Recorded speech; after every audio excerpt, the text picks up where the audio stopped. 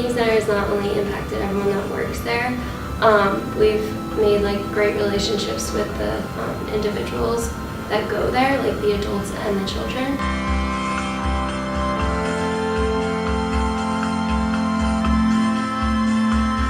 I think it's definitely helped to bring awareness to the campus, to all of the St. Joe's students, because the Kinney Center works to be very involved on the campus with different events.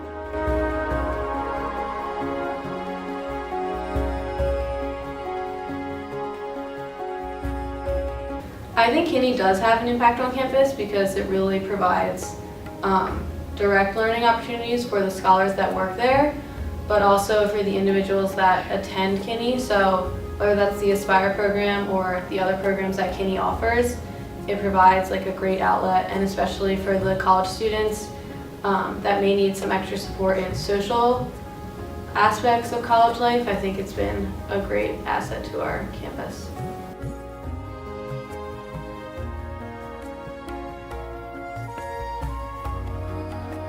I think St. Joe's is doing a really good job. We have an Aspire program, which are St. Joe's college students who have autism, and they can come to the Kinney Center for resources, to check in every now and then, and kind of have like a peer mentor, which I think is awesome. If they're high functioning enough to be coming to college on their own and like be at that independent level of functioning, that they still have those resources at the center and at St. Joe's.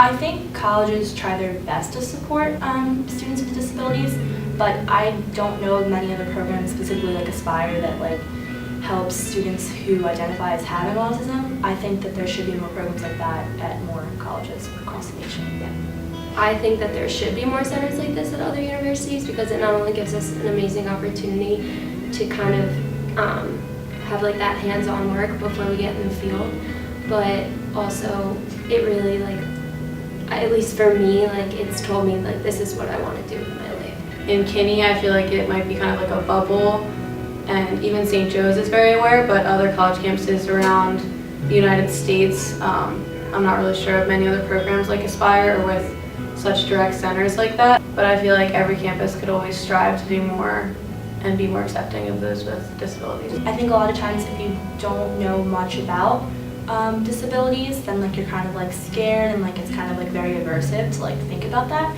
But if you have experience with individuals with disabilities, or if you receive some sort of training, it definitely helps you to better interact and like understand.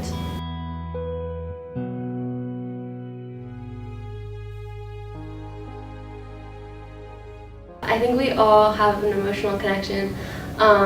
You work with some learners for a semester, you work with some for a year, for more than a year. I definitely have an emotional connection. There's just so many great kiddos from ages 2 all the way, I think our oldest clients are like 24, and each one of those individuals has taught me so much as a person, so it definitely has been a learning experience for me as well as for them as they come to receive lessons.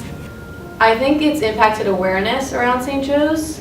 I feel like everyone's pretty accepting here, and we can always strive to do better, but I think St. Joe's has been a great place for Kinney to get started.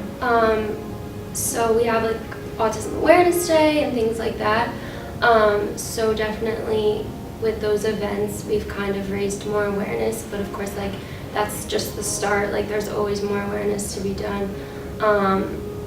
We think that it's definitely raised more awareness with like autism specifically, just because it is a center for autism, but you know, there should be like more opportunities to raise awareness for like all disabilities. I think that it is a really cool kind of feature of St. Joe's to have a center like this on campus. Yeah.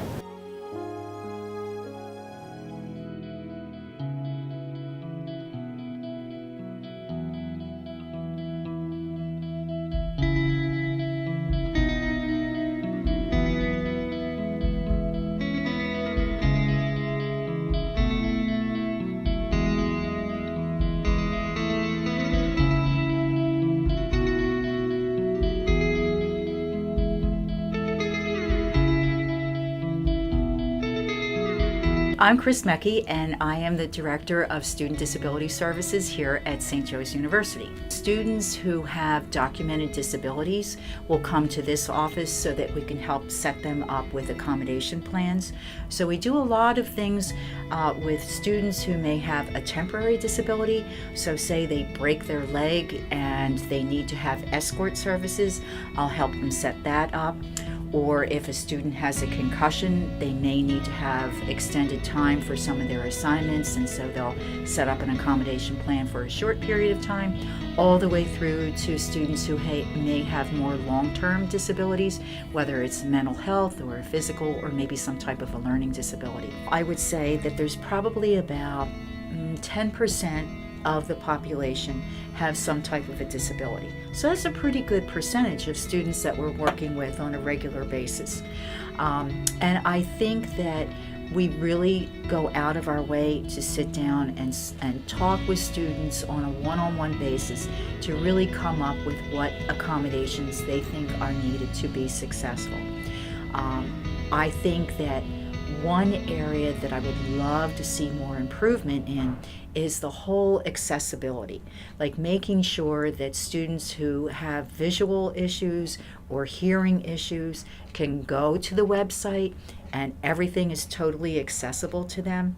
And so as a goal that I have set is to really try to find more appropriate software, more appropriate apps to help students with low vision and hearing issues be able to independently use every single piece that's on the website. Active Minds does a really nice job on campus. I saw that they had an activity just the other day where they had kids write on bubble wrap, you know, what some of the issues are around stigma related with mental health, and then they all stomped it, you know, so stomp out that stigma. I thought that was a great thing. I certainly believe that the stigma around mental health and also disabilities has certainly gone down considerably.